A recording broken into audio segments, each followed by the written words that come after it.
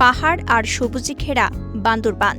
মেঘলা, নীলাচল, নীলগিরি, শৈলপ্রপাত, দেবতাখুম ও থানচি উপজেলার ঝর্ণাগুলো দেখতে দূর দূরান্ত থেকে পর্যটকরা ভিড় জমাচ্ছে এখানে। ঈদের টানা ছুটির ষষ্ঠ দিনেও বান্দরবানের পর্যটন এলাকাগুলোতে দেখা গেছে দর্শনার্থীদের উপচে পড়া ভিড়। নৈসর্গিক সৌন্দর্যের বান্দরবানে পর্যটকদের ঢল নামে ঈদের পরদিন থেকেই।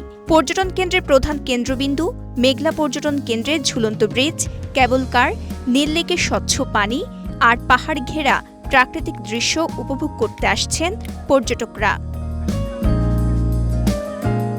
ঢাকা থেকে আসা এক পর্যটক জানান, কখনো বান্দরবান আসা না হলেও এবার ঈদের ছুটিতে পরিবার নিয়ে ঘুরতে এসেছেন তারা। মেঘলার প্রকৃতি, বিশেষ করে ঝুলন্ত ব্রিজ আর লেকের চারপাশে ঘোরার অভিজ্ঞতাও জানান এই পর্যটক। অনেক দূর থেকে এসে যে এত জার্নি করে কষ্ট করে আসছি, তারপর এগুলো দেখে খুব ভালো লাগতেছে। এখন আর কষ্ট মনে হচ্ছে না। পরিবার নিয়ে আসছি মেঘলাতে, খুব ভালো লাগছে। এখানে প্রাকৃতিক পরিবেশটা অনেক সুন্দর। বান্দরবানের অনেক জায়গায় আমরা এই 10 দিনের মধ্যে কভার করার চেষ্টা করব। ফ্যামিলি নিয়ে খুব এনজয় করছি। আমি মেঘলাতে আসছি, অনেক ভালো লাগতেছে। লম্বা 10 দিন ছুটি, পাহাড় পর্বত সবকিছু মিলিয়ে পরিবেশটাই অনেক শান্তিপূর্ণ। জীবনের সব আয়োজন এখানে একসাথে। প্রকৃতির অপার বিষয়কে স্মৃতিময় করে রাখতে এখানে কেউ এসেছেন বন্ধু বান্ধব নিয়ে, আবার কেউ বা এসেছেন পরিবার পরিজন নিয়ে।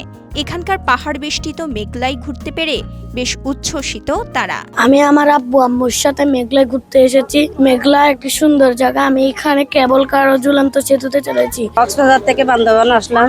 আমি নিজেও বুঝতে পারি না আসলে বান্দরবান জায়গাটা এত সুন্দর। এখানকার প্রাকৃতিক দৃশ্য, মানুষের আনাগোনা, সবকিছু দেখে আমি সত্যি মুগ্ধ হলাম।